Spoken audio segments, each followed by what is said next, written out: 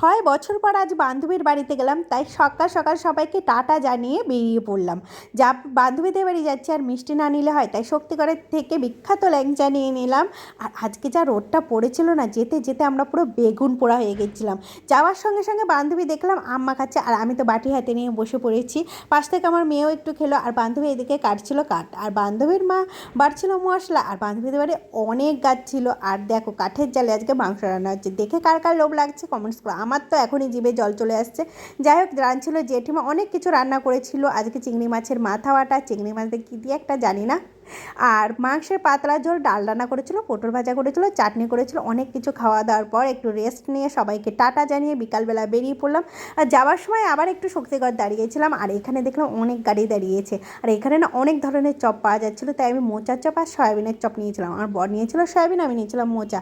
তো খেতে দারুণ ছিল। আজকের মতো টাটা, দেখা হচ্ছে নেক্সট ভিডিওতে।